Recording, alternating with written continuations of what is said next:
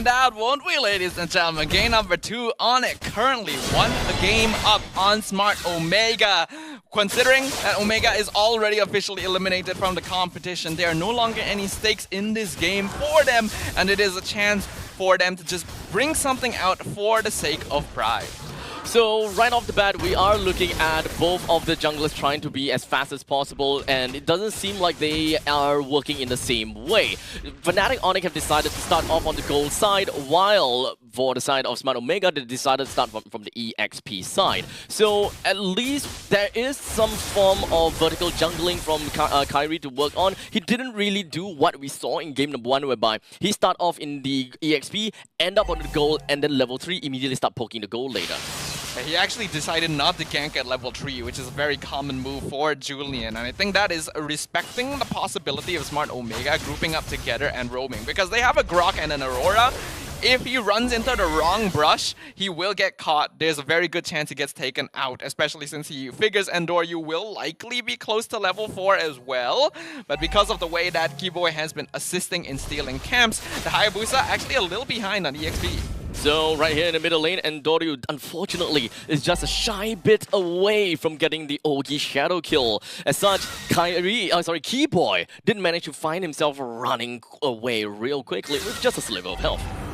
Looks like Kyrie actually gonna focus on just hard scaling this game. Despite the fact that he knows he already has a level lead on Endoryu, Fnatic Onic is not interested in contesting Turtle. Yeah, so honestly, Smart Omega, they want to focus onto these standing objectives. Endoryu, unfortunately and definitely not on the same level as Kyrie. Kyrie and friends seems like they want to skill up a little bit more for the later parts, but in the meantime, middle lane seems like we do have Ryota that finds himself being airborne and comboed out with the Edith, but somehow Ryota manages to run away, while the Crimson Beacon coming from the side of Sans did manage to activate. Yoinks Chaknu back into the front lines, but it's not gonna do too much from that point on. A good attempt from Onic. You could see the combo of Zeusin into the Edith for a lot of single target lockdown. The reason they didn't kill Ryota was because Ukir's timing was actually really good with the freeze from Aurora. It stopped them in their tracks before they could follow up and allowed Ryota to dash away. There we go. That is going to get another combo, but unfortunately Keyboy actually misses out the hit onto the side of Chaknu. The Goddess Barrier activates, and that is going to cut things out a little bit more as Endoryu took that opportunity and brings Keyboy down.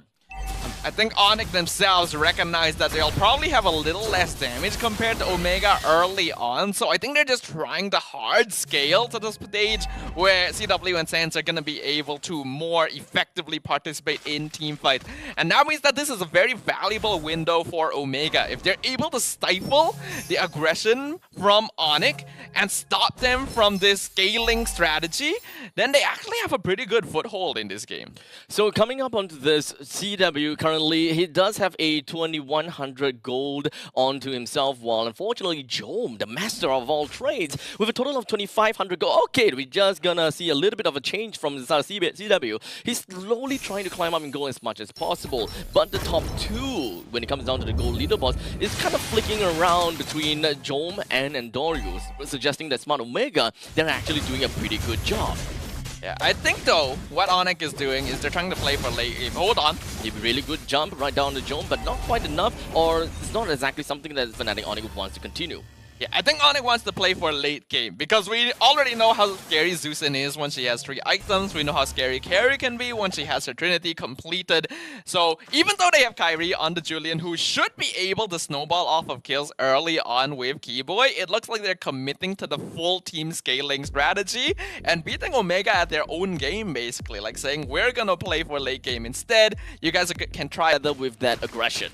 Well, looks like we're back. Very nice. And thank you once again to our marshals for resolving things so quickly. Well, the Tyrant's Rage did manage to land onto Ukir, forces Ukir to actually work with the... Oh, it kind of seems as though it was the crown, but it's not gonna be the case. We do have Ukir joining back to the team fight once again, being able to get a kill on the Suns. Lutby, the next one down. The Keyboy jumps in, Tyrant's Revenge, lands on top of the Endoryu. Kyrie took the opportunity and brings him down. The turtle will now be slain by the hands of Kyrie. And now Fnatic Fnatic Onic really happy with the results. They have only lost Sans as well as Ludby for quite a bit of a favor.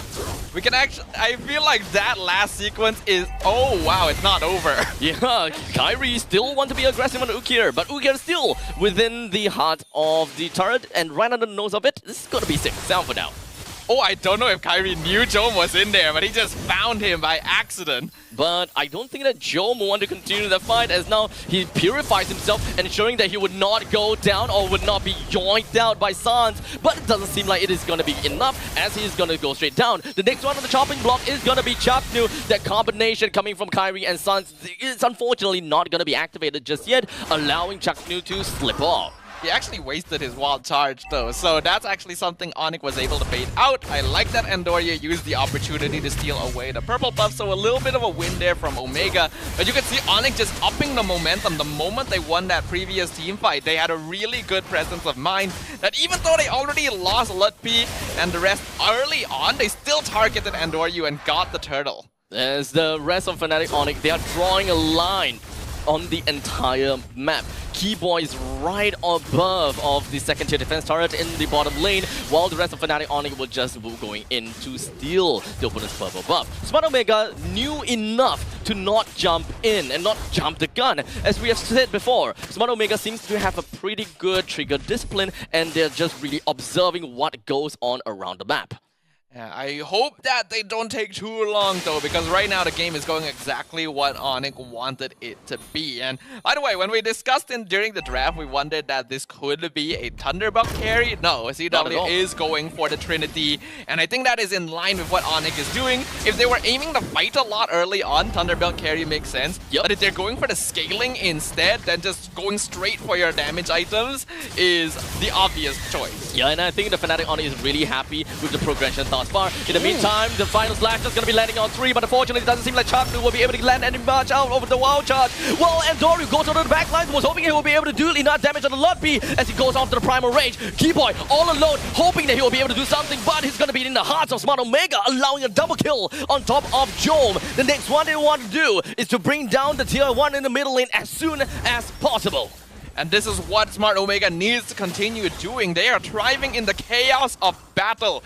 If they're able to just run down Onic at this stage, Onic, who is committed for a scaling playstyle, is not going to be able to quite respond in kind. A lot of that thanks to Ukir controlling the front lines and making sure that Onic is being punished for walking too far in front. I think Ludby is still doing a great job. He was on top of Andoru that entire fight, and that is why Kyrie was still able to get the turtle despite the disadvantage, but it cost him his life. So Omega actually evening up the odds right now. Net worth difference basically 0. Yeah, there is almost nothing at all. So Smart Omega came into that fight pretty effectively with Keyboy and Kyrie down. They are definitely working their way into something a little bit of a bigger scale of things later on. But what exactly will Smart Omega do right now? Because they managed to take down the T1 in the middle lane and the top lane. The bottom lane still is a little bit of a threat, because as you can see, Smart Omega lost T1 and T2 in the bottom lane. They're gonna have to really watch out for any potential split push from the side of Fnatic Onic.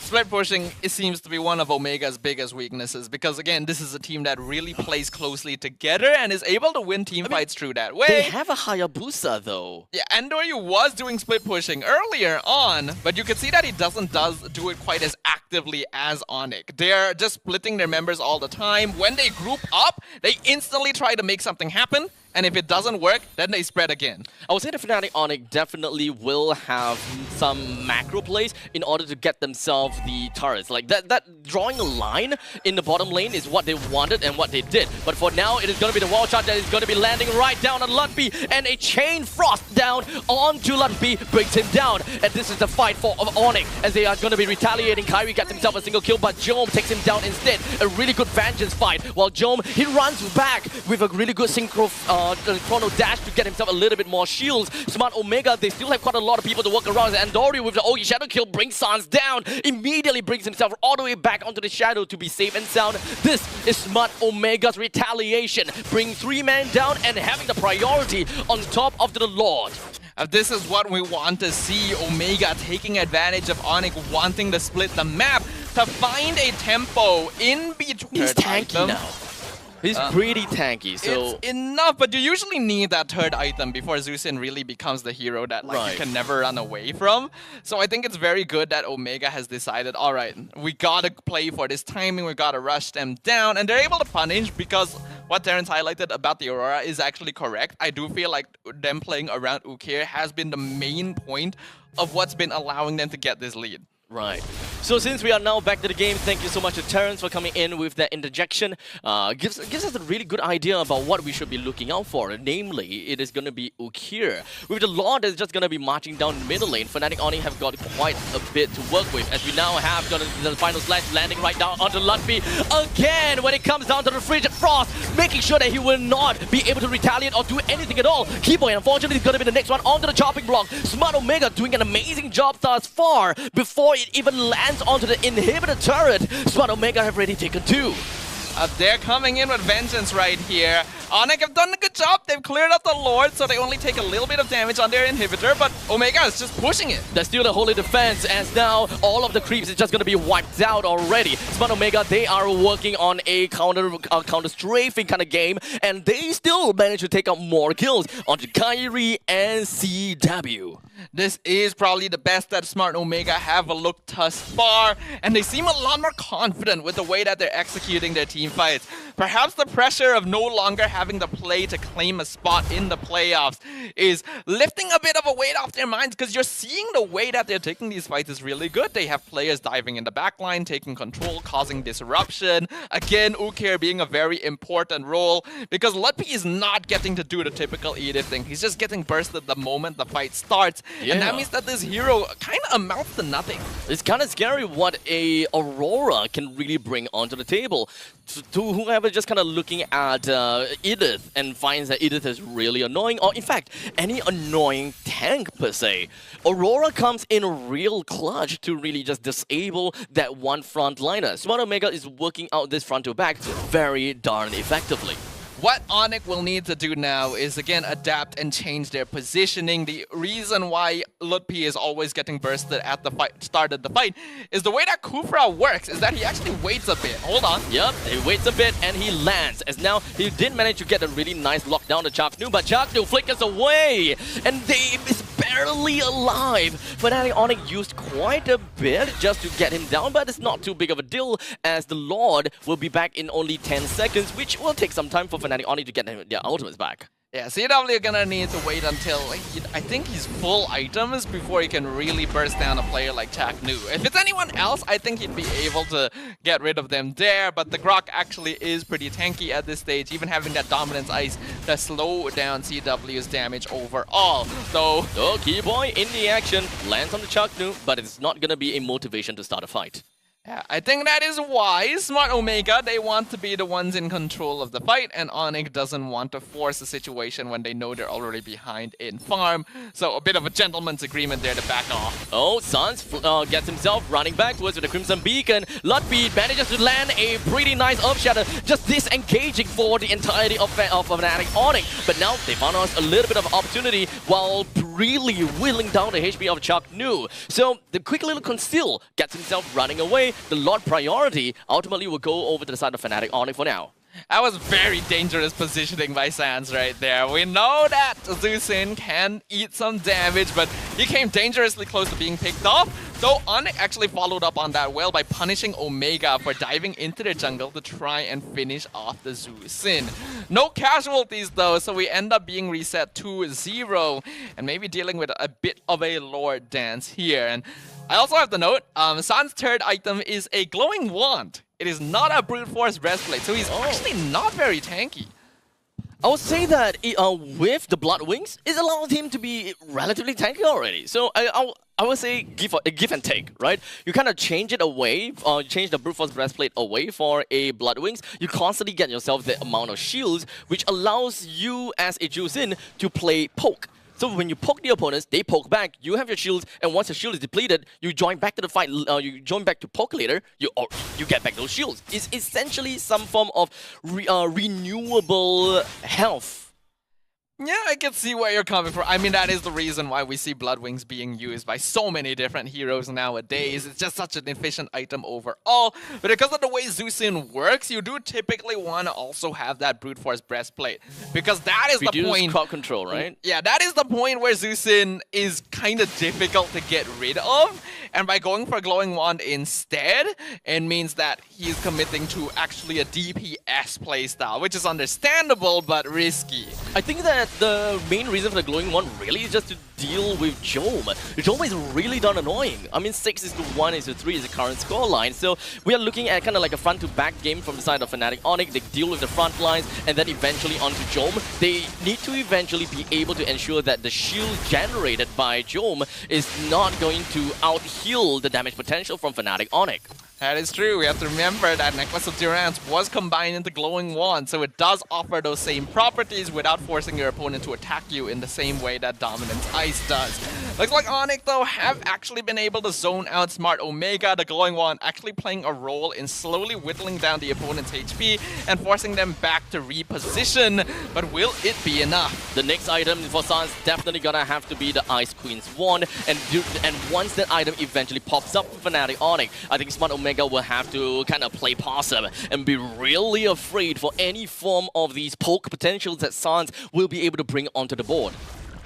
Looks like Onic going to reset here. Got multiple members going back to regen HP. They're able to do this because you can see from the waves that Onic have actually set up pushes onto Omega's half of the map, and because they see that their players are going to deal with that, they have a bit of free time to go back and regroup without risk of Omega maybe coming in and blitzing the Lord. There we go, Tyrant's Revenge, Tyrant's Rage, landing right on top of Chaknu. This time Chaknu is the one that would not be able to do anything, but unfortunately Lucky is going to be the next one onto the chopping block. Jome doesn't have a lot of HP left, thus he's just going to work under the beetle to get his HP back. Keyboy flickers himself backwards. Bouncing ball, he's going to be safe and sound for now. We can see now Smart Omega in a bit of a difficult situation. They still have the gold lead, but remember how I mentioned CW will only become a threat when he has his full items? Well, he does. He completed his Malefic Roar a little while ago, and you can see how difficult it is for people to stand up to him. A waiting game down in the bottom lane. We have a very slow push for Fnatic Onic, and they are just waiting for that opportunity. The moment that they see even one hero down in the bottom lane, expect aggression from Fnatic Onic. Smart Omega will need to make sure to deal with that, but they also got to make sure they have enough players here in the Lord Pit to prevent Onic from doing the same thing, blitzing the Lord when they know they have a numerical advantage. Chaknu gonna continue scouting. And it does seem like Kairi will be able to enhance and get the Lord down very amazingly. Keyboy, Kairi, next one, down. Unfortunately, Chaknu is surprisingly still alive because of the immortality. As such, CW, Lutpi, and Sans, they're gonna have to go back all the way through. It all lies on the Sans. He's gonna have to pick people up and throw them right back. But Lutpi frozen down once again. Primal Wrath, he's gonna be staying alive for a little while longer. But Dome gets himself the godlike. The Lord pushes down and marches in from the bottom lane. Gives Fnatic Onic a little chance to breathe. But is it really enough for Sans to defend this all alone against 4 members? This is going to be a 4v1 situation. Another 10 seconds before Keyboy comes back. Omega could blitz this. He can't clear waves fast enough, unfortunately. As such, Smart Omega gets himself the one game away from